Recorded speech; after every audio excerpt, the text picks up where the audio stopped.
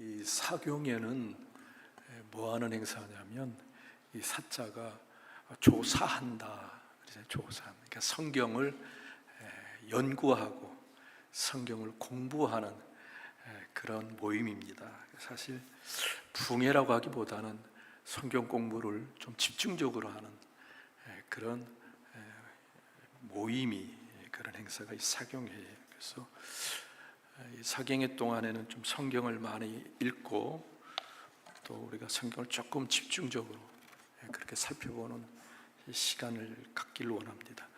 오늘 성경 본문은 사도 바울이 그가 일생 동안 3번에 걸쳐서 전도 여행을 다녔는데, 전도 여행 기간 동안에 겪었던 고난, 시련, 한마디로 말해서 생고생을 했어요. 그런 것을 압축해서 그렇게 기록을 해놨습니다. 그래서 이번 사경에는 주제가 사도 바울의 3차 전도 여행인데, 오늘은 그가 1차, 2차, 3차 전도 여행을 어떻게 했는가에 관하여 좀 압축해서 좀 말씀을 드려야 될 것 같아요. 이걸 좀 1차, 2차, 3차 전도 여행을 이해를 해야 3차 마지막 부분도 이해가 될 것 같아서, 다 아는 내용이지만 제가 조금 1차부터 설명을 하겠습니다. 사도 바울은 원래는 굉장한 우리 기독교 핍박자였고 방해자였죠. 그러다가 다메섹에 사는 기독교인을 체포하러 갔다가 부활하신 예수님을 기적적으로 만나게 됩니다. 그래서 그는 그리스도인이 돼요. 근데 그리스도인이 되어서 진짜 예수 믿는 사람이 되었는데, 워낙 그의 악명이 워낙 유명하기 때문에 많은 기독교인들이 저거는 함정이야, 가짜로 이렇게 기독교인인 것처럼 꾸민 거야, 아무도 만나주질 않았습니다. 참 많이, 아무도 자기의 회심을 믿어주지 않아서 참 많이 힘들었어요. 그게 이제 사도행전 9장 26절에 보면 나옵니다. 그래서 예루살렘에 올라와서 좀 이제 기독교인들하고 같이 만나서 신앙의 교제를 나누려고 하는데 아무도 믿어주질 않아요. 26절 시작. 사울이 예루살렘에 가서 제자들을 사귀고자 하나 다 두려워하여 그가 제자됨을 믿지 아니하니. 아멘. 아멘. 아무도 가까이 하려고 하지 않아요. 저거 위장 귀순이야, 함정을 파기 위해서 가짜로 그렇게 한 거야. 아무도, 그 정도로 유명했다는 겁니다. 그 정도로 악랄하게 기독교를 핍박하다 보니까 아무도 그의 회심을 믿어주질 않았어요. 그때 이제 바나바가, 아니야, 저 사람은 진짜 회개한 것 같아. 바나바가 와서 그렇게 권면한 겁니다. 이 사람 진짜 믿는 것 같아.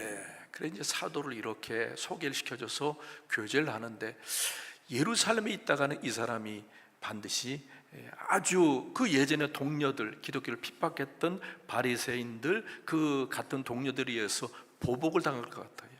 그래서 여기 있지 말고 고향으로 돌아가라, 이제 그렇게 권면을 합니다. 사도행전 9장 28절에서 30절 말씀 볼까요? 시작. 사울이 제자들과 함께 있어 예루살렘에 출입하며 또 주 예수의 이름으로 담대히 말하고 헬라파 유대인들과 함께 말하며 변론하니, 그 사람들이 죽이려고 힘쓰거늘 형제들이 알고 가이사라로 데리고 내려가서 다소로 보내니라. 아멘. 아멘. 고향 내려가서 있어라. 때가 되면 내가 다시 부를게. 그래서 이제 다소가 굉장히 조금 실망했겠죠. 내가 좀 예루살렘에서 이제 주의 복음을 전하고 뭔가를 좀, 과거에 그 잘못한 것을 좀 만회하고 뭔가 하려고 그러는데 아무도 믿어주질 않고, 과거에 자기와 같이 기독교를 핍박했던 동료들이 배신자, 배반자, 저는 그냥 두면 안 돼, 자기를 죽이려고 하니까 할 수 없이 고향으로 내려가라. 그래서 고향에 내려가서 10년 동안 그의 고향에서 또 복음을 전하면서 그렇게 살게 되었어요.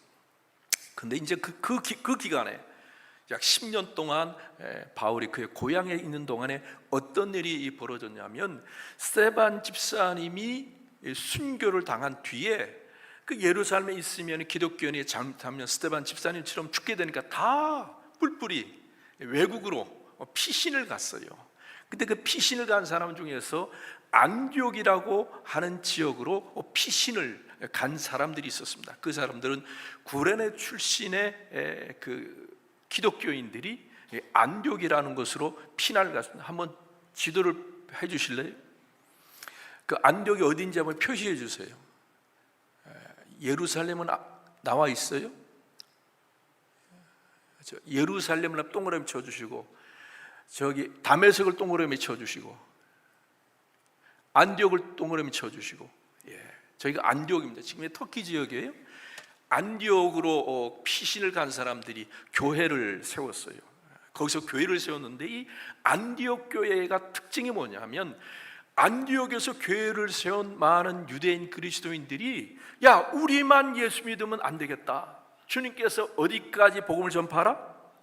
땅끝까지 복음을 전파하라고 그랬는데, 우리 유대인들만 예수 믿고 구원받고 천국 가면 안 되지 않겠느냐. 우리 이외에 이방인이라고 그러죠. 이스라엘 사람이 이방인들에게도 전도하자. 그래서 안디옥 교회에서 처음으로 유대인들만 전도한 것이 아니라 이방인들에게도 전도함으로 인하여 안디옥 교회는 이방인과 유대 이스라엘 사람들이 같이 모여서 예배하는 첫 번째 교회가 됐습니다.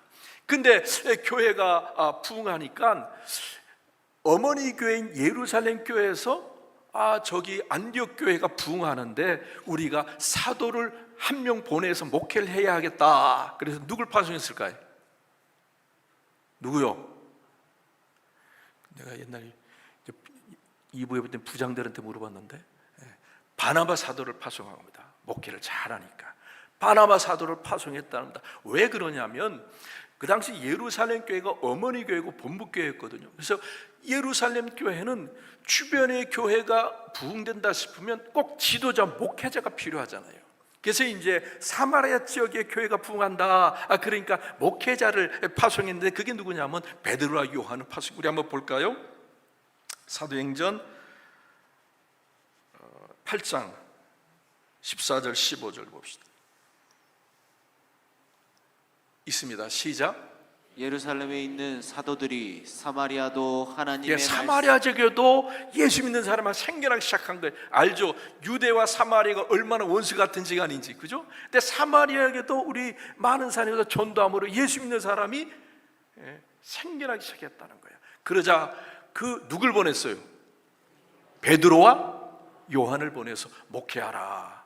그래서 이제 사마리아 지역 교회가 한번 부흥했어요. 그래서 안디옥 지역의 교회가 막 부흥하니까 누굴 보냈냐면 사도행전 11장 22절 24절 봅시다. 제가 수수 좀 밖에서 죄송해요. 읽습니다. 시작. 예루살렘 교회가 이 사람들의 소문을 듣고 바나바를 안디옥까지 보내니 그가 이르러 하나님의 은혜를 보고 기뻐하여 모든 사람에게 굳건한 마음으로 주와 함께 머물러 있으라 권하니. 아멘. 아멘. 이 바나바가 안디옥에 가서 목회하는데 굉장히 교회가 부흥이 됐어요. 근데 안디옥의 특징이 뭐라고 그랬어요? 이스라엘 사람과 또 이방인들이 함께 목회를 했단 말이에요. 그러니까 바나바 사도가 생각하니까 양쪽 유대인들과 이방인을 같이 이해하고 같은 문화를 알고 그들의 사상을 알고 목회를 잘 할 수 있는 사람이 또 열성이 있어야 되잖아요. 열성이, 그죠? 우리로 말하면 은혜, 성만, 성령 충만한 사람이 누굴까 찾아보니까 누가 딱 좋은 거예요? 적임자가 바울. 그는 헬라 말도 잘하고 이스라엘 말도 잘하고 성령도 잘하고 열정도 있고 딱 적임자란 말이야. 그래서 다시 지도를 봐주시기 바랍니다. 지도. 자, 안디옥에 있는데 그 다소를 동그라미 쳐주실래요? 다소. 길리기하고 다소라고, 저게 누구의 고향이라고요? 저게 바울의 고향입니다. 바울이 거기 가서 10년 동안 고향에서 그렇게 지냈어요. 근데 바나바가 소문 듣기를 바울이 고향 내려가도 열심히 전도하고 열심히 신앙생활하고 있다는 얘기 듣고 저 바울을 데리고 와야 되겠다. 그렇게 마음을 먹었습니다. 그래서 바울을 불러서 같이 이 목회를 하기 시작했습니다. 근데 목회를 굉장히 이 두 사람이 아주 호흡이 맞아가지고 목회를 굉장히 잘했어요. 그래서 바나바 사도는 담임 목사하고 바울은 부목사가 돼가지고 아주 목회를 잘했다고 하는 겁니다. 거기 한번 볼까요? 사도행전 11장 24절 25절 26절까지 있습니다. 시작. 바나바는 착한 사람이요 성령과 믿음이 충만한 사람이라. 이에 큰 무리가 주께 더하여지더라. 바나바가 사울을 찾으러 다소에 가서 만남에 안디옥에 데리고 와서 둘이 교회에 1년간 모여 있어 큰 무리를 가르쳤고, 제자들이 안디옥에서 비로소 그리스도인이라 일컬음을 받게 되었더라. 예, 두 사람이 힘을 합쳐서 열심히 목회하니까 1년 만에 교회가 엄청나게 부흥을 했어요. 근데 그 안디옥에서부터 우리 믿는 사람들이 무슨 칭호로 받았냐? 믿지 않는 사람, 저 사람들은 그리스도인, 크리스찬이다. 이제 그렇게 부르기 시작했다는 게, 크리스찬이라고 하는 의미는 그리스도의 사람 또는 그리스도의 노예라는 뜻입니다. 그러니까 안 믿는 사람들이 가만히 보니까 그 기독교인들은 예수님의 말씀이라면 무조건 뭐하더라? 무조건 뭐하더라? 순종하더라. 아무리 힘들고 어려운 명령이라도 아주 최선을 다해서, 마치 노인은 주인의 명령이면 죽으라고 듣잖아요, 그죠? 그것처럼 눈에 안 보이는 예수의 명령과 말씀이라면 죽으라고 순종하라고 보고, 저 사람들은 그리스도의 종이다, 그리스도의 노예다, 그리스도의 사람이다. 그래서 크리스찬, 그리스도인이란 그런 별명으로 부르기 시작했습니다. 그래서 1년 동안 아주 교회가 잘 부흥이 됐어요. 근데 1년 지난 어느 날 어떤 일이 일어났냐면 13장 2절 3절 봅시다. 시작. 금식할 때에 성령이 이르시되 내가 불러 시키는 일을 위하여 바나바와 사울을 따로 세우라 하시니. 성령이 안디옥 교회에게 명령하는 거예요. 성령이 지금 목회를 열심히 해서 교회가 엄청 부흥돼서 모든 성도들이 사랑하고 존경하는 그 바나바 담임 목사와 사울 부목사를 뭐하라는 겁니까? 선교사로 파송하라. 그러니까 안디옥 교회는 어떻게 보면 굉장한 충격을 받은 거예요. 이 바나바 목사님과 바울 목사님 중심으로 교회가 은혜롭게 부흥하고 재밌게 신앙생활 하는데 갑자기 누가 성령께서 두 사람 선교사로 보내. 여러분, 우리 믿는 사람은 성령의 지시에 순종해야 돼요, 거부해야 돼? 알기는 잘 알아요, 우리가, 그죠? 잘 안 돼서 그렇지. 이게 눈물을 머금고 이렇게 두 사람을 선교사로 파송을 해요. 그래서 이 안디옥에서 배를 타고 어디로 내려가면 키프로스라고 돼 있죠. 저게 이제 한자로는 구레네입니다. 구레네. 이제 그 키프로스로 이 두 사람이 이제 선교여행을 떠납니다. 근데 왜 키프로스를 첫 번째 선교지로 했냐면, 이 바나바의 고향이 어디라고 그랬어요?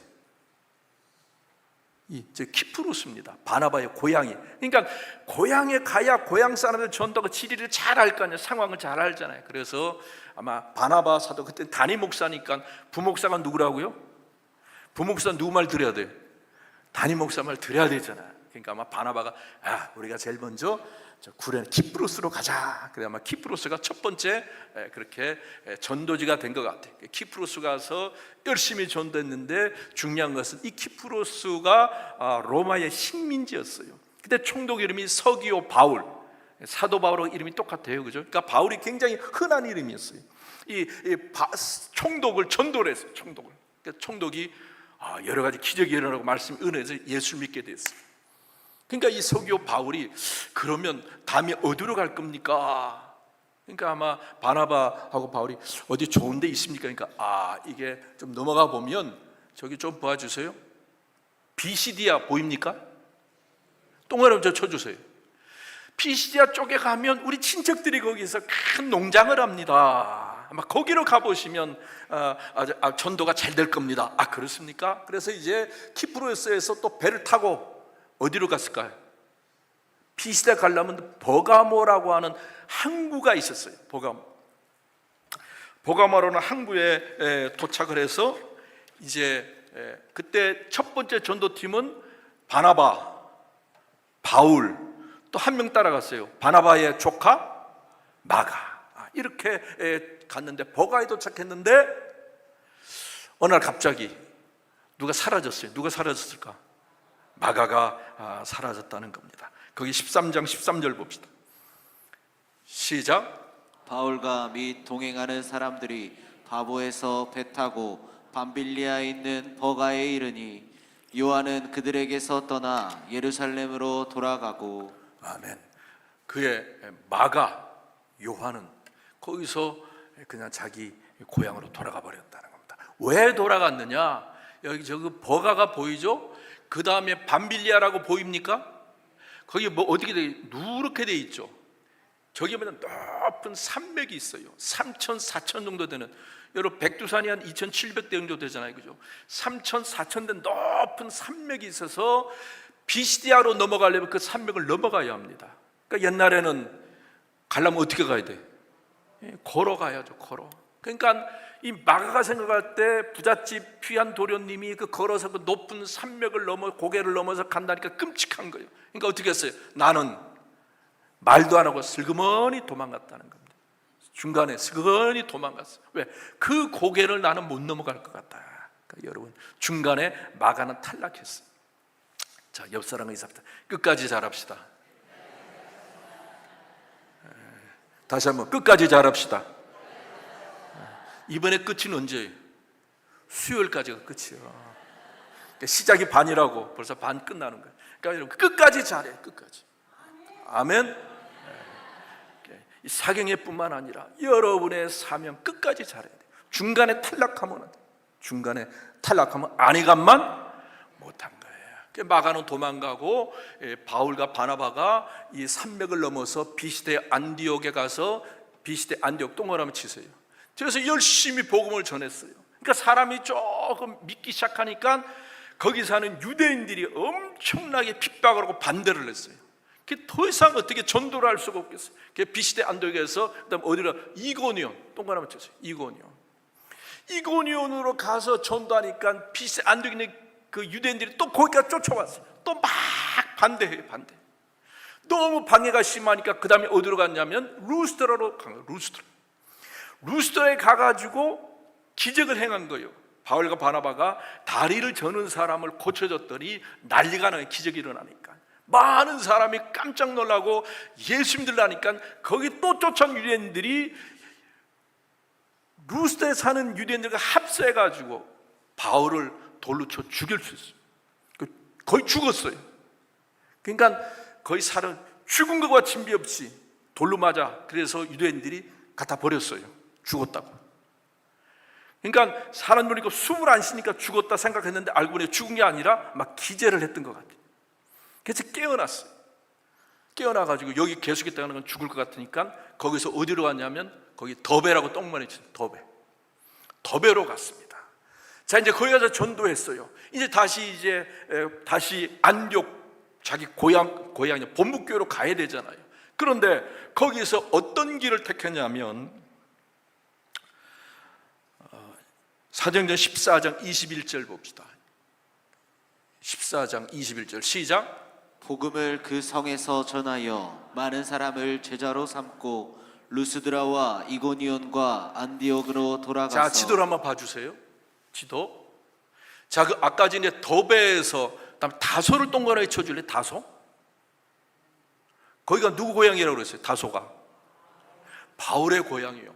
그러면 여러분 더베에서 다소로 가서 다소에서 안디옥으로 가는 길이 멀어요? 가까워요?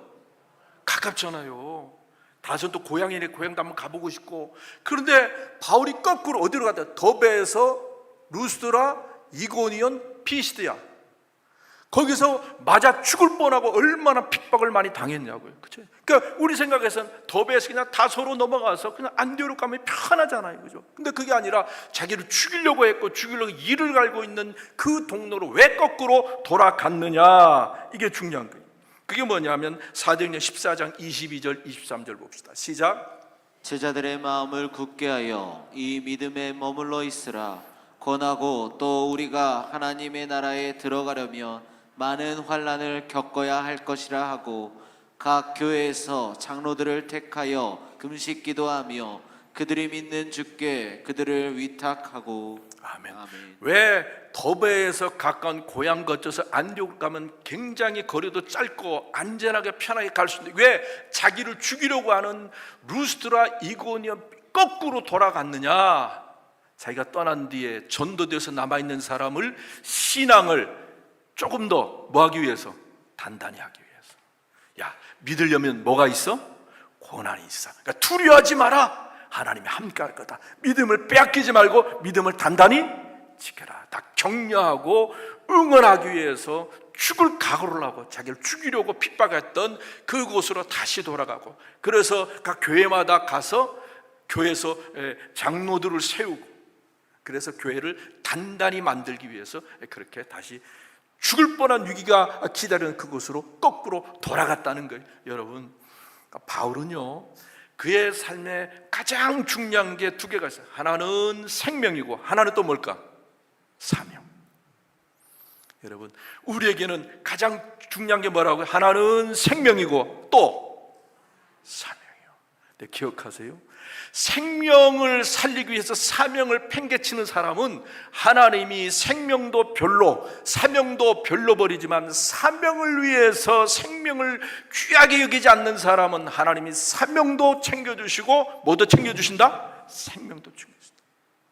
다시 한번요, 우리가 가장 중요한 게 뭐라고요? 생명과 사명이에요.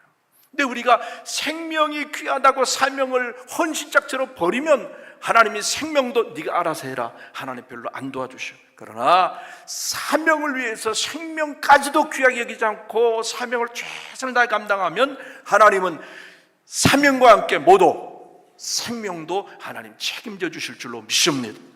그래서 사도 바울이 그 믿음을 가진 거예요. 나는 내 사명을 위해서라면 생명도 아깝지 않다. 죽어도 괜찮다. 죽으면 죽으리라. 그래서 자기를 죽이려고 하는 루스드라, 이고니아, 피시대, 안디옥을 거쳐서 산맥을 넘어서 배를 타고, 이탈리아에서 배를 타고 안디옥 교회로 다시 복귀한 것이 바로 이게 바로 제 1차 선교여행이에요. 근데 이제 안디옥에 다시 돌아와서 재미있게 목회를 하는데 이상한 소문이 들기 시작해요. 이상한 소문. 그 이상한 소문이 뭐냐면 15장 1절 말씀 봅시다. 시작. 어떤 사람들이 유대로부터 내려와서 형제들을 가로치되 너희가 모세의 법대로 할례를 받지 아니하면 능히 구원을 받지 못하리라 하니. 아멘. 유대는 어디? 이스라엘이잖아요, 그죠? 우리로 말하면 본토배기, 정통. 이 유대에서 내려온 기독교인들 중에 사람이 이 안디옥에 내려와가지고 또 이곳저곳 돌아다니면서 야, 구원받으려면 믿음 하나 가지고 구원받으려면 야, 그거 되겠냐? 구원 천국 가는 게 얼마나 힘든데 믿습니다. 이거 하나로 구원받는다. 이거는 아니야. 그러니까 구원받으려면 믿음도 함께 뭐가 있어야 된다고? 율법을 지켜야 돼. 우리 이스라엘 사람들이 할례 받고 율법 수백 가지를 철저히 지켜야 구원을 받지. 딸랑 나 예수님 믿습니다. 이거로 이거는 아니야. 잠깐만, 그런 가르침을 율법을 행해야지. 율법을 지켜야 구원을 받는다라고 그런 믿음을 퍼뜨리는 사람이 점점 많아진 거예요. 그 안디옥에까지 밀려 들어온 거예요. 그래서 전 세계 많은 교회에서 이게 혼란이 온 겁니다. 아니, 사도 바울이 가르치기는 믿음으로 구원을 받는다고 그랬는데 왜 잠깐만 그 예루살렘 교회에서 내려온 다른 사람들은 예수만 믿어서 안 돼. 율법을 지켜야 돼. 양쪽을 가리기 굉장히 혼란이 생겼다는 거예요. 그래서 예루살렘 교회에서 이러면 안 되겠다. 전 세계 지도자들 다 모여. 그래서 예루살렘에 모여서 회의를 한 겁니다. 우리가 구원을 받기 위해서 우리가 해야 될 일이 뭐냐? 어떤 사람은 율법도 지켜야 되지 않습니까? 율법도 하나님이 주신 건데. 아닙니다. 우리가 예수님 말씀처럼 믿음으로 구원을 받으면 됩니다. 막 감동을박했어요. 그때 그 예수님의 동생으로 그 당시 예루살렘 교회의 지도자였던 야고보 사도가 그렇게 결론을 내렸어요. 야, 율법 지키는 게 쉽냐 어렵냐? 율법 지키는 게 쉽냐 어렵냐 물어보는 거예요. 민권사님, 율법 지키는 게 쉬웠을까요? 어려웠을까요? 어렵지. 수백 가지 다 어떻게 지키는 거야? 야, 우리도 지키는 게 어려운데 이방 사람은 우리 태어날 때 배우고 열심히 훈련해도 지키기 어려운데 30대 40대 예수 믿는 저 사람들 율법 지키기 쉽겠냐? 예수님도 율법 행한다고 구원받는다 그런 말씀 안 했으니까 우리가 그런 거 다 생략하자. 그런데 하나님이 우리 믿는 사람이 가장 중요한 게 뭘까? 요것만 지키면 된다고 우리가 결정하자 그랬어요. 그게 뭐냐면 사도행전 15장 19절 20절. 자, 이게 이제 야고보 사도가 결론을 내린 거예요. 시작. 그러므로 내 의견에는 이방인 중에서 하나님께로 돌아오는 자들을 괴롭게 하지 말고 다만 우상의 더러운 것과 음행과 목매어 죽인 것과 피를 멀리하라고 편지하는 것이 옳으니. 아멘. 그러니까 이 이방인들은 네 가지만 지키면 된다고 해주자. 첫째는 뭐예요? 우상을 섬기지 마라. 두 번째는 음행을 하지 마라. 세 번째는 목매어 죽인 것은 먹지 마라. 네 번째는 뭘 먹지 마라? 피를 먹지 마라. 이 네 가지만 지키면 된다라고 그렇게 결정하자. 좋습니다. 그렇게 결정을 내렸어요. 근데 학자들이 무슨 얘기를 하냐면 이게 네 가지를 꼭 지킬 필요가 있느냐? 첫째는 우상 숭배는 맞아. 두 번째 음행도 맞아. 세 번째 목매어 죽인 것.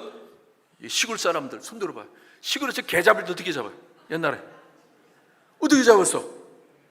그죠? 나무에 목을 막 때려가지고 그죠? 그래야 뭐 고기가 맛있다나? 한국 사람들 잔인해 그거 보면. 그 목매어 죽인 거 시골 사람들 먹었어요 안 먹었어요? 그 구원 못 받겠네. 그리고 마지막에 뭐예요? 피 먹지 말라. 여러분 우리 한국 사람 좋아하는 거 있잖아요. 해장국 중에 무슨 해장국? 그 뭐 들어간 거예요? 피 들어갔죠. 또 순대는 얼마나 좋아하냐고 순대를. 그 뭐가 들어가? 그럼 어떻게 우린 구원 못 받겠네? 큰일 났어. 그러니까 이게 뭐냐면 그 당시 유대인들은 목매어 죽인 것 입에도 안 대고 피 입에도 안 댔어요. 그러니까 사도 바울이 왜 여기까지 합의를 봐줬냐면 여기서 우리가 구원을 받는데 이거는 두 가지는 안 해도 될 것 같은데 그러면 이 싸움이 더 심하게 날 것 같으니까 아마 사도 바울이 조금 양보해서 타협한 것 같아요.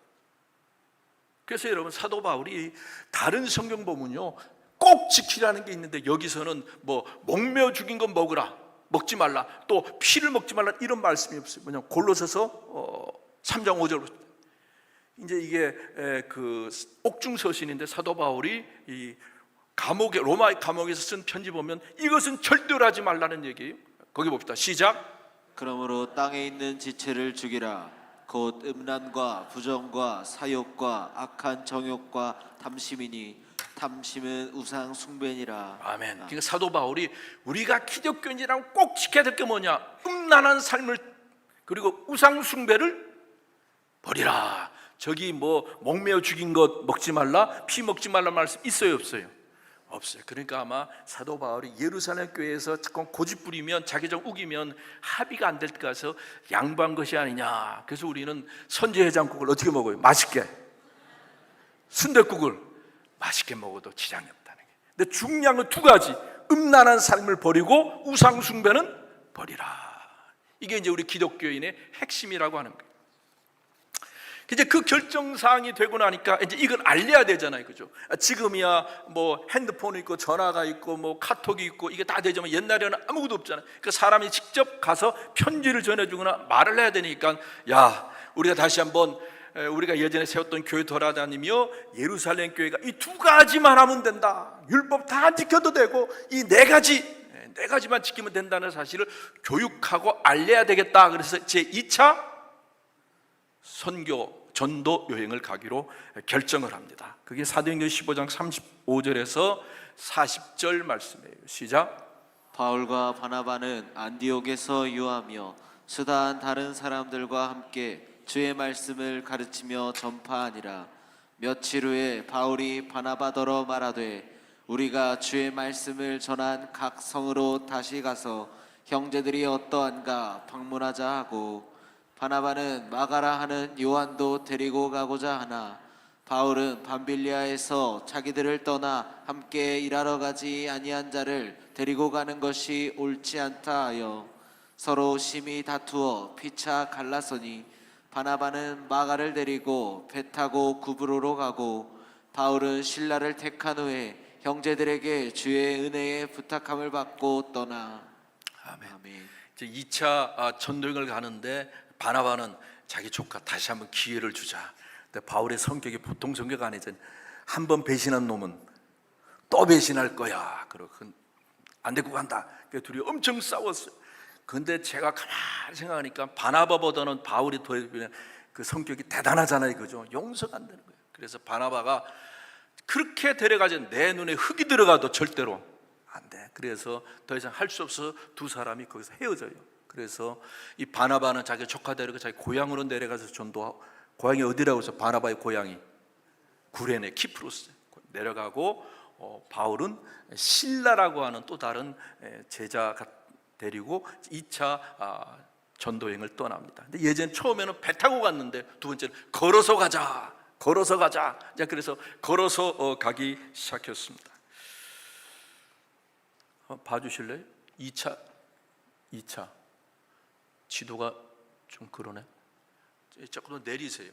자, 안디옥에서 자 이제 걸어서 갑니다. 걸어서 어디로 갑니까? 동그라미 치세요. 안디옥에서 쭉 올라가서 다음에 더베, 또 어디요? 루스드라에서 평생 신앙의 동지고 믿음의 아들을 만난, 그게 누구예요? 디모데입니다. 디모데는 혼혈이래요. 아버지는 헬라 사람이고 어머니는 이스라엘 사람인데 혼혈인인데, 디모데를 만났는데 아주 믿음 생활 잘하는데 많은 사람들이 사도 바울, 이 사람 데려가 좀 키워주십시오. 아주 훌륭한 목회자가 될 것 같습니다. 근데 보니까 진짜 성실하고 괜찮아. 평생 디모데는 바울을 수종 들고 바울이 아들처럼 귀하게 여겼던 사람이 바로 디모데예요. 근데 이 디모데가 고향이 루스드라예요. 죽을 뻔하게 매맞았던 곳, 죽을 뻔했던 루스드라에서 디모데를 만났어요. 그러니까 이제 데리고 계속 전도를 가는데, 좀 더 옆으로 보세요. 이 바울은 처음에 어떤 생각을 했냐면, 나는 에베소로 저기 보이세요? 에베소로 내가 전도하러 가려고 해요. 에베소가 가장 큰 도시여서 거기 가서 전도한 많은 열매, 에베소로 가려고 그랬어요. 그런데 성령께서 그걸 막았다는 겁니다. 그러면 다시 쭉 뒤로 쭉 올라가 보세요. 저기 비두니아 보이세요? 그다음 본도 보이세요? 그쪽으로 가려고 그래요. 그쪽으로. 근데 그쪽도 성령께서 막았어요. 그거 한번 볼까요? 사도행전 16장 6절 7절 시작. 성령이 아시아에서 아시아는 지금의 터키를 얘기하는 거예요. 에베소를 그쪽을 얘기하는 겁니다. 아시아, 지금 우리가 사는 대륙을 말하는 게 아니에요. 그때는 터키 그쪽. 시작. 성령이 아시아에서 말씀을 전하지 못하게 하시거늘 그들이 부르기아와 갈라디아 땅으로 다녀가 무시아 앞에 이르러 비두니아로 가고자 애쓰되 예수의 영이 허락하지 아니하시는지라. 다시 한번 지도 봐주세요. 자, 에베소 쪽도 안 되고 무시아, 동그라미 치세요. 무시아까지 가서 비두니아 본도 쪽으로 가려고 하는데 성령께서 막은 겁니다. 그럼 이제 어디로 가야 돼? 에베소로도 안 되지, 비두니아 본도도 안 되지, 어떻게 하나? 저 무시아에서 난감해하는데 어디로? 드로아로 그냥 간 거예요. 동가 드로아에서 그 유명한 뭘 봐요? 환상을 본 겁니다. 환상. 무슨 환상? 그 마게도니아 동그라미 칠래요? 마게도니아 사람이 환상에 나와서 건너와서 우리를 도와라. 이제 그런 환상을 보는 겁니다. 자, 16장 8절에서 10절 보죠. 시작. 무시아를 지나 드로아로 내려갔는데 밤에 환상이 바울에게 보이니 마게도냐 사람 하나가 서서 그에게 청하여 이르되 마게도냐로 건너와서 우리를 도우라 하거늘 바울이 그 환상을 보았을 때 우리가 곧 마게도냐로 떠나기를 힘쓰니 이는 하나님이 저 사람들에게 복음을 전하라고 우리를 부르신 줄로 인정함이로라. 아멘. 여러분, 바울의 원래 계획은 에베소로 가는 거거나 아니면 비두니아 본도로 가는 게 그의 계획이었는데 하나님이 다 막았어요. 다 막았어요. 그러니까 바울이 얼마나 난감했겠어요. 여기도 막히고 저기도 막히고 꼼짝달싹 못했다는. 여러분, 우리가 살다 보면 우리의 계획이 하나도 다 틀어질 때가 있어요, 없어요? 내가 계획을 잘 세웠어, 이거는 잘 될 것 같은데 뭐 안 될 때가 있어요. 뭐냐면 우리가 마음으로 계획할지라도 그 걸음을 결정하는 분은, 인도하는 분은 누구라고요? 하나님이시니까 여러분, 우리의 인생에 내 계획대로 뭐가 이루어지지 않는다고 낙심하지 말라는 거예요. 하나님은 하나님 나름대로 계획을 가지고 우리의 인생을 이끌어 가신다. 그러니까 여러분, 우리가 볼 때는 실패한 것 같고 우리가 볼 때는 낙심할 수밖에 없는 상황이라 할지라도 하나님은 나름대로 다 뭐가 있다? 계획이 있어요.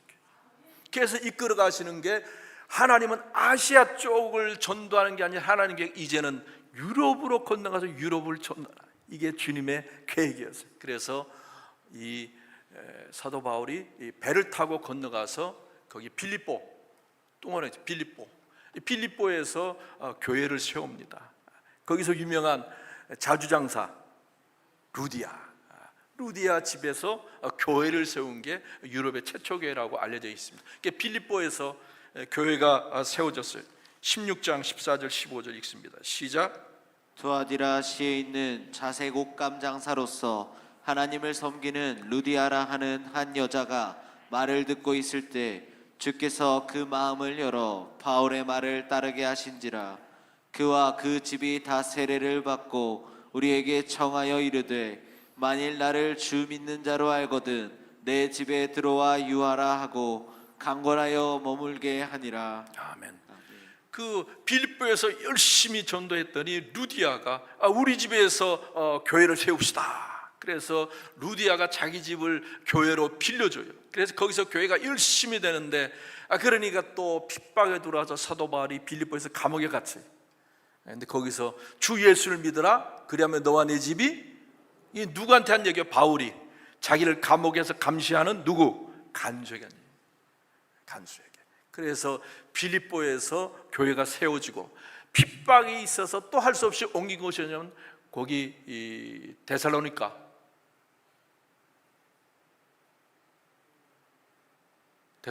동그라미 치시.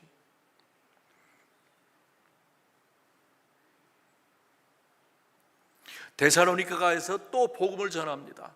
그런데 이 데살로니가에서 복음을 전해 또 누가 와서, 유대인들이 와서 또 핍박하고 방해하는 거예요. 근데 거기서 열심히 복음을 한 몇 달 동안 있으면서 복음을 전해서 많은 사람들이 예수를 믿으니까 방해하고 핍박하는 유대인들이 쫓아왔어요. 어디로 피신했냐면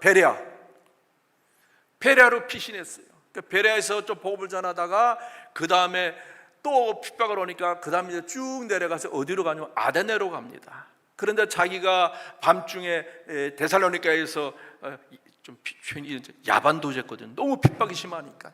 이제 아테네로 피신을 하면서 두고 온 성도들이 너무 걱정이 돼요. 괜찮을까? 그래서 자기가 사랑하는 자기 선교팀에 믿을 만한 디모데와 실라를 여기다 남겨둡니다. 목회 좀 해라, 열심히 해라. 그래서 아테네에서 두 사람이 올 때까지 기다리고 아테네에서 복음을 전했습니다. 근데 복음을 거기서 열심히 아테네에서 복음을 전하는데, 여러분 아테네 아시죠? 성공했어요, 실패했어요? 별로 재미를 못 봤어요.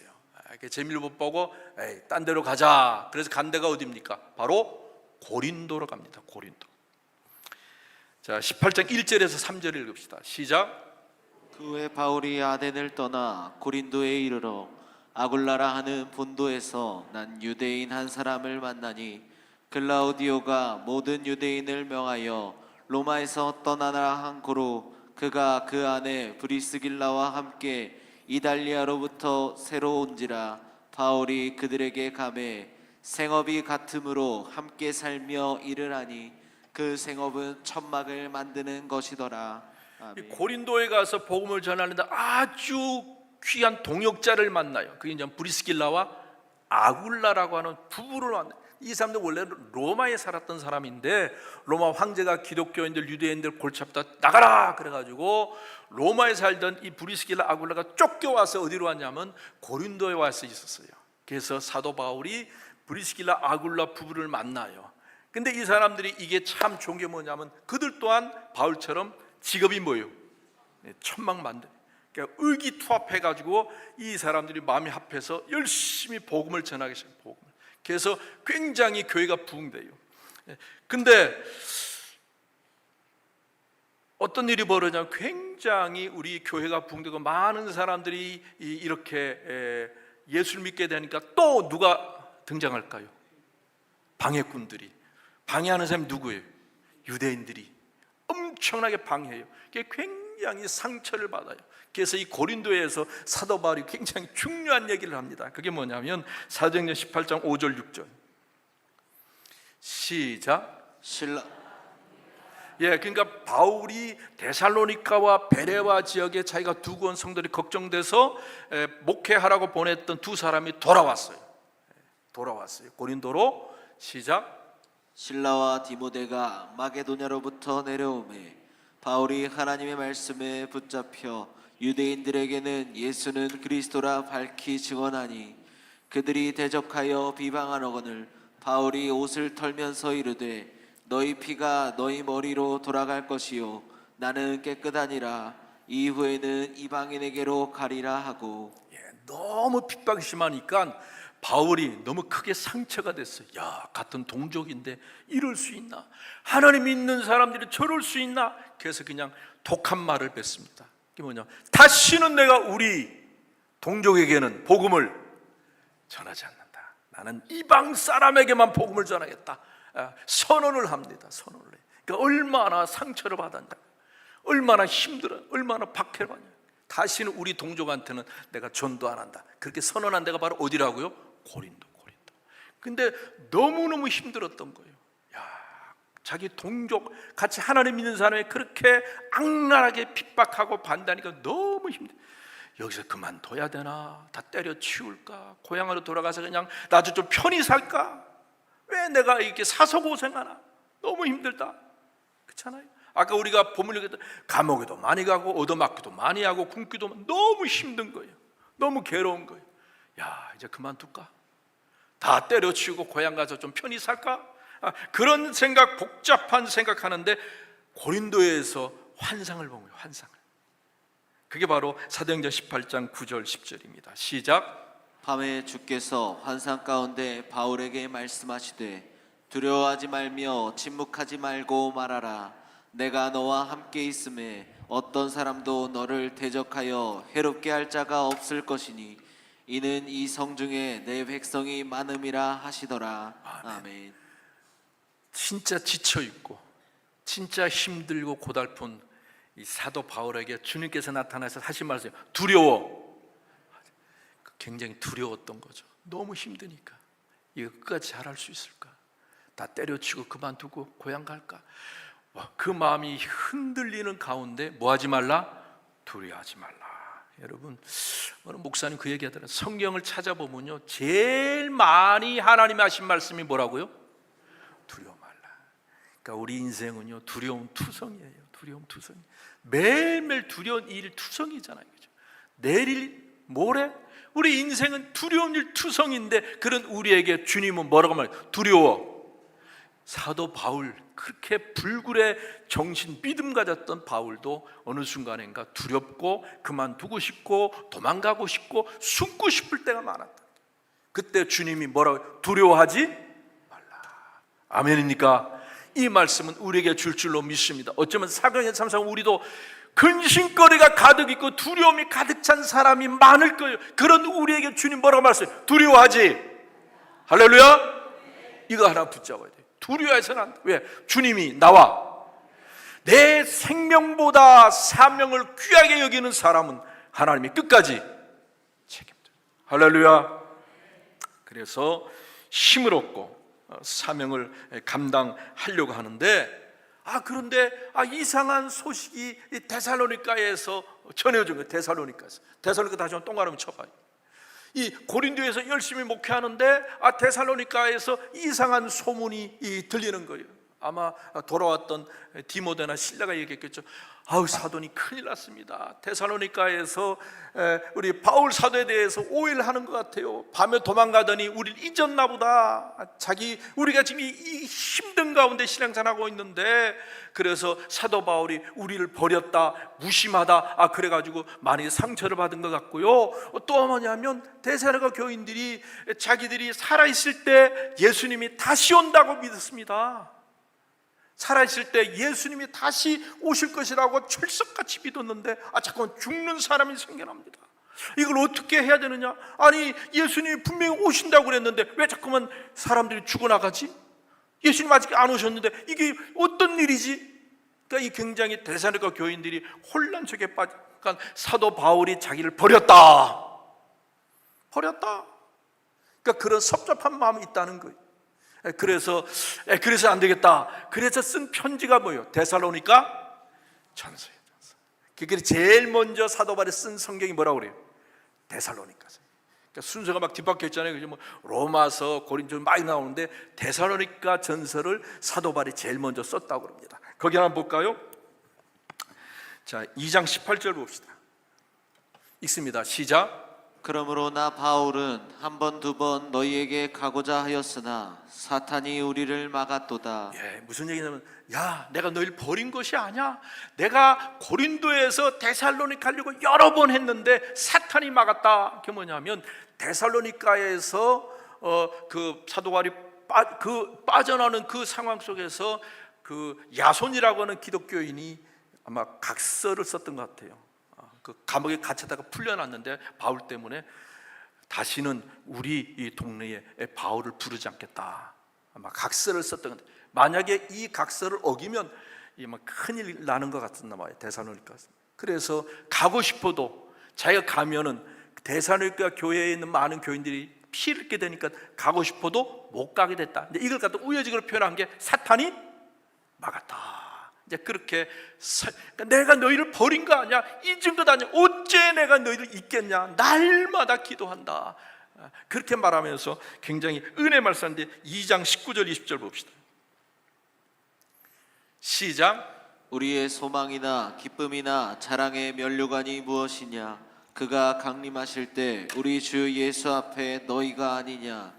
너희는 우리의 영광이요 기쁨이니라. 사도 바울이 섭섭하게 생각하는 우리를 버렸다, 우리를 버렸다 섭섭하게 생각하는 데살로니가 교인들에게 뭐라고 말하면, 우리의 소망과 기쁨과 자랑이 면류관이 뭐냐? 바로 누구다? 데살로니가 교인 너희들이야. 내 사도 바울이 하나님 앞에 섰을 때 면류관 받을 증거가 뭐냐? 내 자랑이 뭐고 기쁨이냐? 바로 데살로니가 교인 너희들이야. 그 고난과 시련 속에 믿음을 지키고 내가 너희들 전도하고 목회하지 않았느냐? 너희들은 나의 뭐라고? 자랑이고 기쁨이고 면류관이야. 너희들 때문에 나는 하나님 앞에 갔을 때 큰 뭘 받을 것이다? 상을 받을 것이다. 여러분, 신앙생활 잘 하십시오. 그래야 누가 하나님께 상 받는다고요?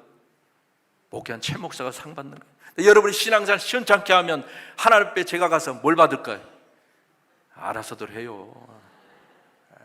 목사는 그런 겁니다. 목사는 성도들이 신앙생활 잘하면 목사는 하나님 앞에 상 받고, 신앙생활 성도들이 시원찮게 하면 목사는 하나님 앞에 책망받는 거예요. 아멘입니까? 그러니까 여러분, 사도 바울은 데살로니가 교회를 내가 어떻게 널 잊느냐? 절대로 잊지 않는다. 너희들은 나의 기쁨이고 자랑이고 면류관이다. 그런데 너희들이 지금 신앙에 혼란이 온다며, 예수를 믿는 사람이 주님 재림도 안 했는데 죽어나가는 걸 어떻게 이해하느냐라고 그렇게 신앙에 혼란이 있다며, 이런 거야 라고 설명한 게 데살로니가전서 4장 13절 14절 봅시다. 시작. 형제들아, 자는 자가 누구예요? 죽은 사람들. 예수님 아직 재림하지 않았는데 죽은 사람들을 뭐라고 표현하는 거예요? 잔다고 하는 것은 뭘 전제로 합니까?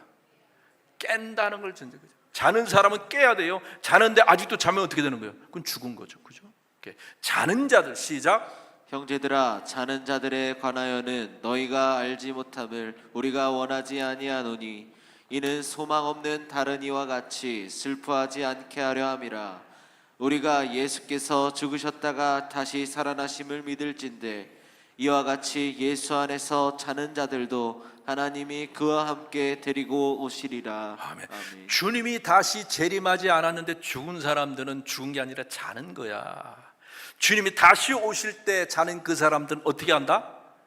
깰 것이야. 부활의 첫 열매를 진 예수님처럼 지금 자는 사람들도 다시 부활할 거니까 걱정하지 마라.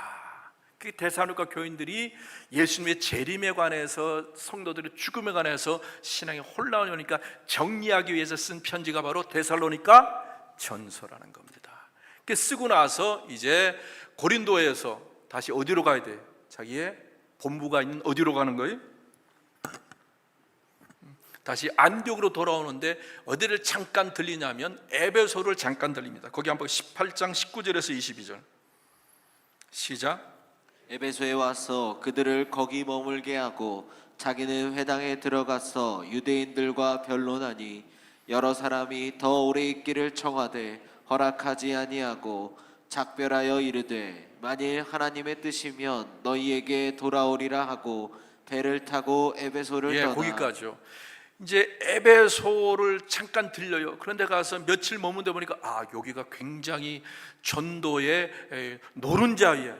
여기서 복음 전하면 굉장히 좋겠다. 근데 지금 계획으로는 오래 머물 수가 없어요. 그래서 브리스길라와 아굴라를 거기서 복음을 전하게 하고 바울은 거기서 떠나서 22절 가이사랴의 상륙 교회 안부를 물은 후에 안디옥으로 내려가서 이게 바로 안디옥으로 돌아옴으로 2차 전도행이 끝나는 겁니다. 너무 빨라요? 안 빨라요? 빨라도 할 수 없어요. 이거는 3차까지 끝내야 되니까.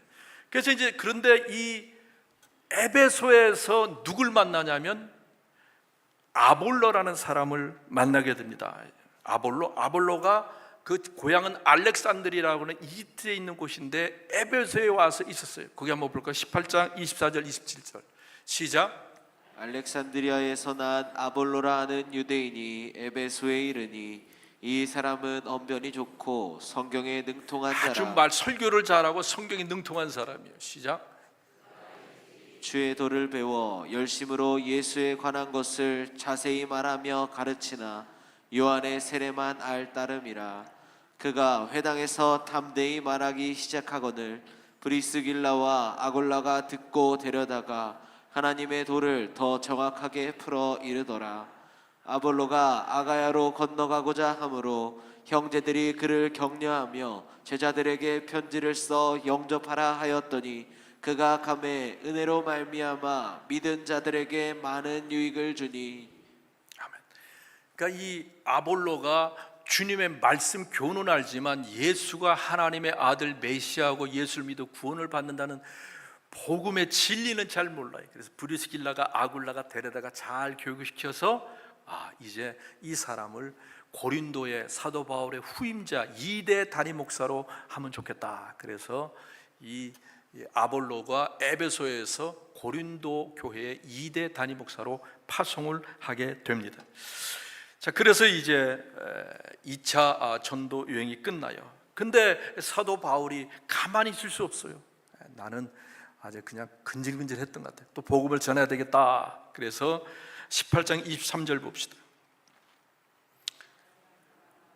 시작. 얼마 있다가 떠나 갈라디아와 부르기아 땅을 차례로 다니며 모든 제자를 굳건하게 하니라. 3차 전도행을 떠나자. 그래서 한번 뽑아주세요. 지도. 자, 안디옥 동그라미 치세요. 안디옥에서 또 이제 자기가 목회했던 지역을 갖다 돌아보면서 그 성도들의 신앙을 점검하고 교회를 점검하기 위해서 안디옥에서 떠납니다. 그래서 다소 고향 들렸다가 더베, 루스드라, 이고니온, 비시데 안디옥 쭉쭉 히에라폴리스 쭉 가세요. 쭉 가서 어디까지 간다고요? 에베소까지 가는 겁니다. 에베소. 에베소가 아까 2차 전도 여행 때 마지막 오면서 여기가 전도의 노다지가 되겠구나. 여기가 제대로 전도하면 이 비스디아 이쪽 지역, 소아시아 지역, 부르기아 지역, 아시아 지역, 이 지역의 많은 곳에 복음을 전할 수 있겠구나 생각하고 이 에베소에서 내가 저 복음을 본격적으로 전해야 되겠다. 그렇게 결심을 합니다. 한번 볼까요? 19장 9절에서 10절 시작. 어떤 사람들은 마음이 굳어 순종하지 않고 무리 앞에서 이 돌을 이 비방하고 방해하는 유대인들도 있었어요. 바울이 복음을 전할 때 방해하는 사람도 있었지만 여기는 전도만 되면 이 주변 지역에 많은 교회가 세워질 수 있겠다 생각하고 오래 머물면서 복음을 전하려고 합니다. 읽습니다. 시작. 바울이 그들을 떠나 제자들을 따로 세우고 두란노 서원에서 날마다 강론하니라. 2해 동안 이같이 하니 아시아에 사는 자는 유대인이나 헬라인이나 다 주의 말씀을 듣더라. 아멘. 그러니까 다른 지역에서는 그렇게 오래 머물지를 않았어요. 제일 오래 머문 지역이 고린도에서 1년 6개월을 머물렀어요. 굉장히 오래 머물었어요. 아주 특이한 경우인데 여기는 고린도보다 더 중요한 곳이다 해서 2년 이상 머물렀어요. 그래서 두란노손이라고 하는 학교를 빌려가지고 집중적으로 제자들을 세우고 말씀을 가르침으로 이 주변의 교회들, 여러분 요한계시록 보면 소아시아 7교회 나오잖아요, 그죠? 소아시아 라우디게아 교회를 비롯해서 골로새 여러 교회들이 이때 세워진 겁니다. 그때 에베소에서 복음을 전함으로 인하여 주변의 많은 교회들이 이때 세워졌어요. 그래서 아주 성공적으로 부흥하게 있었는데 호사 아주 은혜롭게 부흥하는데 꼭 안 좋은 일이 생기는 거예요. 지금 에베소에서 바울이 너무 신나는 거예요. 전도만 하면 열매를 맺고 주변의 교회들이 탁탁탁탁 세워져서 지교회들이 막 부흥하니까 너무너무 좋은데 기가 막히게 안 좋은 소식이 들리기 시작해요. 그 뭐냐면 자기가 1년 6개월 동안 머물렀던 교회, 조금 전에 어디라고 그랬어요? 고린도 교회에 대한 안 좋은 얘기가 들리는 거예요. 교회가 쌈박질이 벌어지고 교회가 엉망진창이다. 1년 6개월 동안 목숨 걸고 목했던 교회인데 교회가 엄청나게 중병에 들었다라는 소식이 들었는데요. 근데 고린도 교회 지도적인 세 사람이 찾아와요. 고린도전서 16장 17절 봅시다. 시작. 내가 스데바나와 아가이고가 온 것을 기뻐하노니 그들이 너희의 부족한 것을 채웠음이라. 아마 이 스데바나, 브누나도, 아고이고 이 사람은 고린도 교회 아마 지도자, 지금 우리로 말하면 장로님 정도 된 것 같아. 이 세 사람이 교회가 너무 골치 아프고 힘들고 사본오열되고 교회가 중병 걸려서 이래서는 안 되겠다. 사도 바울을 찾아가서 해답을 좀 구해야 되겠다. 그래서 고린도 교회 현재 많은 문제들, 신앙적인 혼란에 있는 것을 갖다가 정리를 했어요. 정리를 해가지고 찾아왔어요. 사도 바울 큰일 났습니다. 왜? 교회가 사분오열됐습니다. 바울파 2대 단임 목사 누구? 아볼로파, 그리스도파 교회가 사분오열됐고요. 또 우상의 재물 가지고 싸우고 결혼 문제 가지고 싸우고 하여튼 교회가 풍비박산되게 생겼습니다. 어떻게 하면 좋겠습니까? 그래서 이 몇 가지 이 골치 아픈 문제를 가지고 온 이 세 사람 얘기 듣고 편지를 썼어요. 그 편지가 바로 고린도 전서입니다. 고린도전서 7장 1절 봅시다. 이게 뭐냐면 결혼 문제에 관한 이제 해답을 써준 겁니다. 읽습니다. 시작. 너희가 쓴 문제에 대하여 말하며. 이게 뭐냐 이제 답장을 쓴 게 바로 고린도전서 쭉 쓴 겁니다. 이 세 사람에서 목사님 살려주세요. 우리 교회 죽게 생겼다. 그래서 쭉 듣고서 이제 쓴 겁니다. 진짜 피눈물로 썼겠죠. 야 제발 좀 잘해라. 그렇게 써서 보냈는데 효과가 있었을까요? 없었을까요? 효과가 있었을까요? 없었을까요? 효과가 없었어요. 이게 여러분 신앙의 병들면요 답이 안 나와요. 사도 바울도 해결이 안 되는 거예요. 그러니까 사도 바울 열이 엄청난 거예요. 이것들이 내가 전도 세웠는데 이것들이 말 안 들어. 사도 바울이 갔어요. 갔는데 부대접을 받았어요. 쫓겨왔어요. 그러니까 사도 바울이 성격이 한 성격 하잖아요. 열이 엄청 받은 거예요. 그래서 그 다음에 썼는데 막 분풀이 가는 편지를 썼는데요. 막 그 속에 막 진노, 분노 막 그런 편지를 써보냈어요. 근데 편지를 쓴 다음에 어떻게 됐을까? 편지 쓰고 난 다음에 후에 참을 걸. 괜히 내가 승질을 냈네. 한 번 더 참아야 돼. 여러분, 참는 자가. 근데 편지 쓰고 나서 후회가 된 거예요. 괜히 썼네. 한 번만 더 참을 걸. 그게 막 걱정되는 거예요. 편지 쓰고 나서. 그게 너무 걱정되니까 그가 자기의 전도팀에서 디모데와 함께 가장 믿는 사람이 디도라는 디도. 성경에 디도서라고 있죠. 디도, 이 사람 헬라 사람이에요. 근데 아주 이 사람은 당찬 사람 같아. 똑똑한 당찬 사람. 야, 디도야, 네가 가서 한번 해결해봐라. 그러니까 디도를 보낸 거예요. 디도, 나도 못했는데 네가 할 수 있을까? 근데 한번 해봐. 믿자 본전이라고. 할 수 없이 디도를 보냈는데 디도가 대단한 사람이에요. 고린도 교회 모든 문제를 어떻게 했을까? 해결해버린 거예요. 그러니까 디도가 돌아오는데 사도 바울 왜 그런 거 걔는 다 해결했습니다. 그런 얘기를 하고 있는 겁니다. 한번 볼까요? 고린도 7장 5절에서 8절 봅시다. 읽습니다. 시작.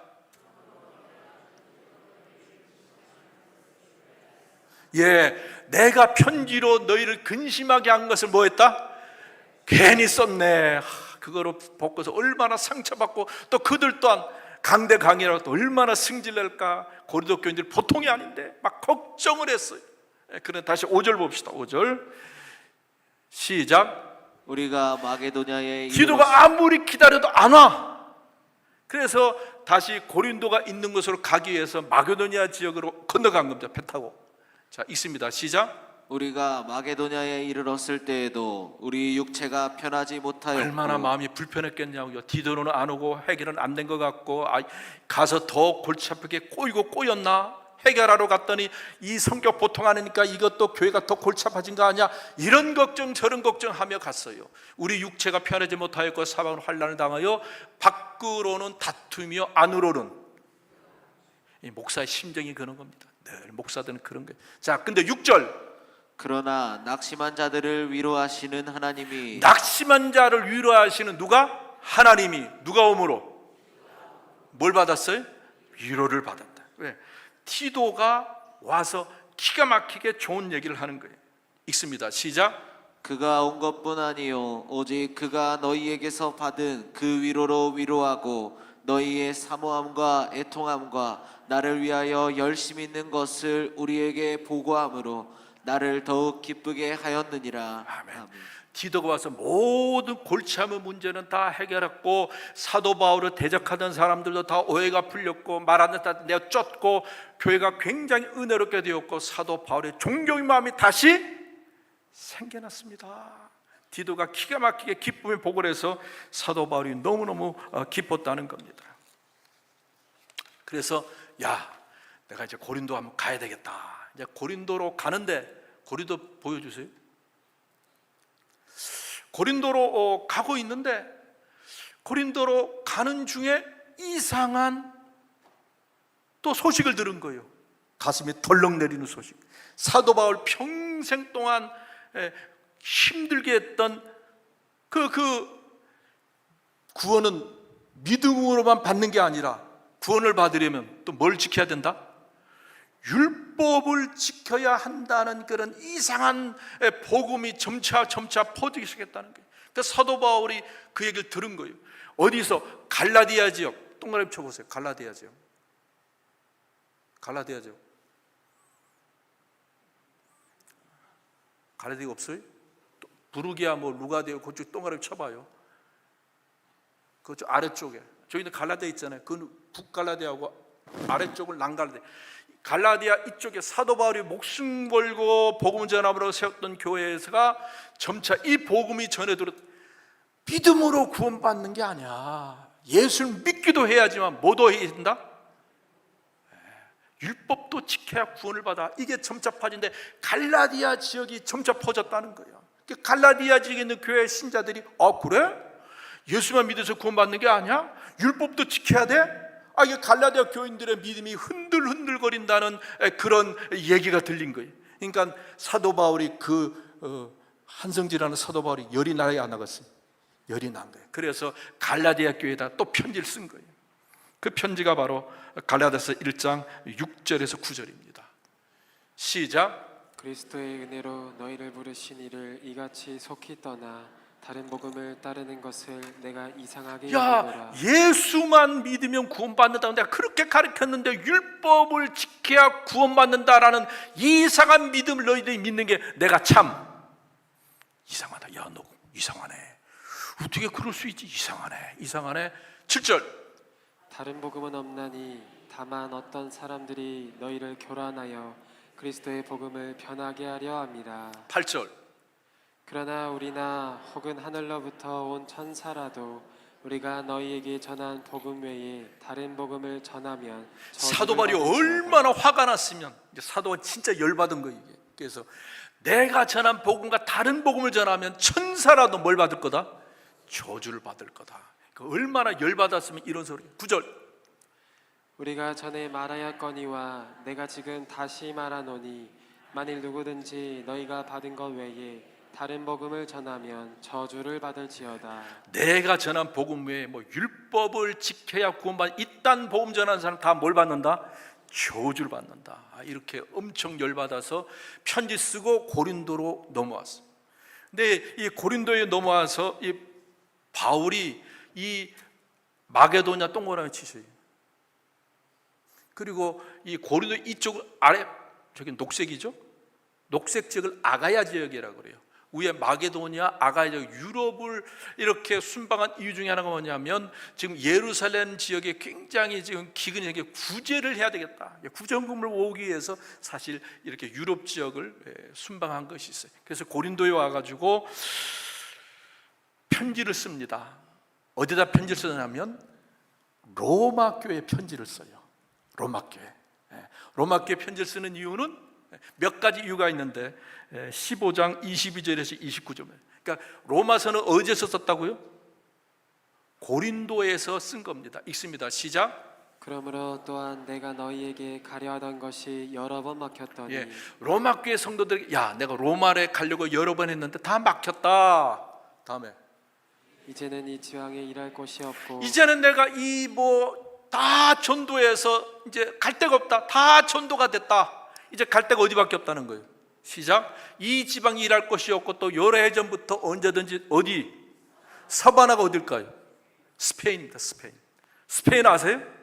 그러니까 바울은 스페인에 가면 땅끝이라고 생각했어요. 스페인까지 가서 복음을 전하기를 원했고 스페인에 갔다라고 주장하는 학자도 있습니다. 스페인으로 가고 싶다. 읽습니다. 시작. 읽다가 말로 24절 시작. 이는 지나가는 길에 너희를 보고 먼저 너희와 사귐으로 얼마간 기쁨을 가진 후에 너희가 그리로 보내주기를 바람이라. 아멘. 이게 솔직히 무슨 얘기냐면 이제 내가 로마로 갈 거야. 로마 교회로 갈 거야. 그러면 너희들 내가 가거든 나를 스페인으로 선교 나갈 수 있도록 너희들이 나를 좀 도와다오.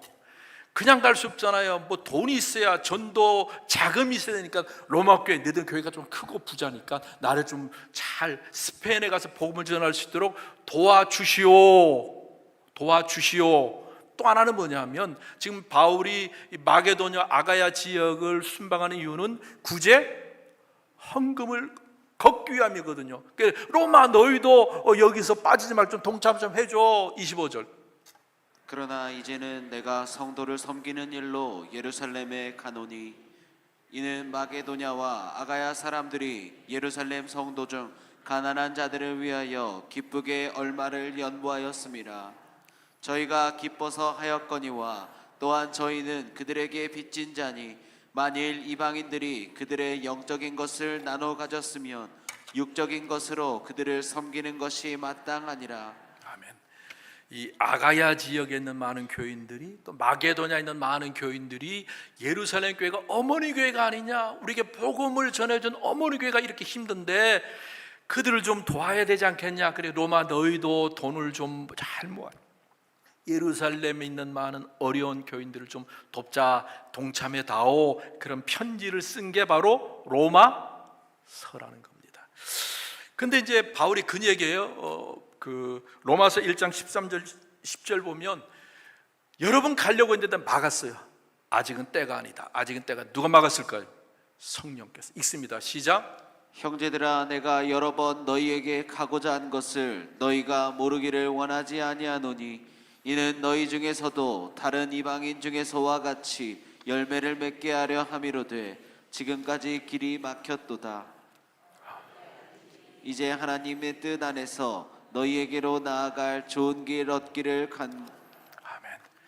가고 싶었는데 못 가도록 막혀 있었다. 그런데 하나님께서 허락하셔서 좀 가고 싶다, 하나님이 길을 열어줄 줄로 믿는다. 근데 어떻게 해서 간 거예요? 로마에 가긴 갔어요. 어떻게 간 거예요?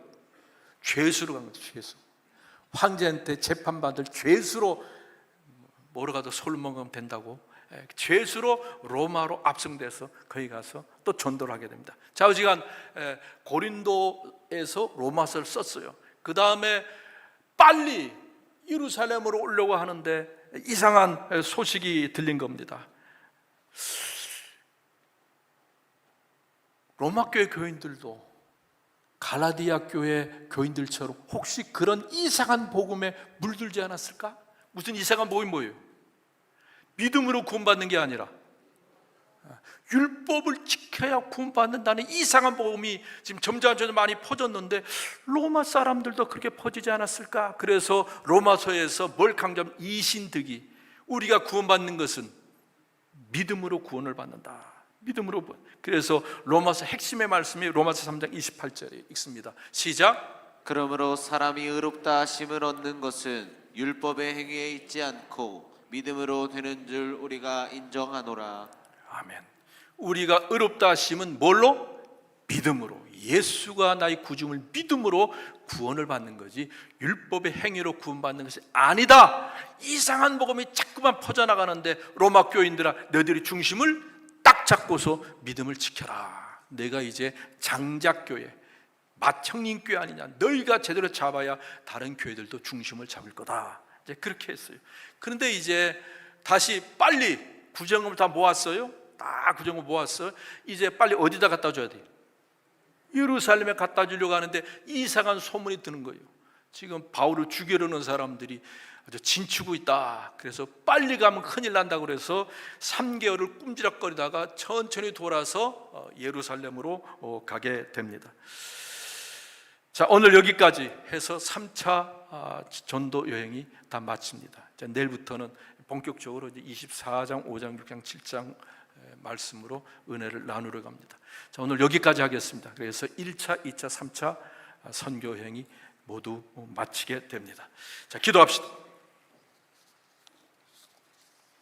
하나님 아버지, 바울의 1차, 2차, 3차 선교 여행을 살펴봤습니다. 하나님, 생명보다 사명을 귀하게 여겼을 때 하나님 사명 감당하려고 하는 사도 바울의 생명까지도 책임져 주셨습니다. 바울도 인간인지라 쓰러질 때, 넘어질 때 많았고 두려움과 근심과 걱정 많을 때마다 주님 나타나셔서 두려워 말라, 내가 너와 함께하리라고 말씀하시며 끝까지 사도 바울의 삶을 책임져 주셨던 주님, 동원의 모든 성도들 주신 사명 귀하게 여길 수 있게 하시고 주님, 우리의 인생길에 언제나 어디서나 함께 하신다는 믿음 가지고 어떤 두려움과 근심도 떨쳐내고 이겨내는 동원의 모든 성도들 되게 하여 주시옵소서. 예수님의 이름으로 기도합니다. 아멘.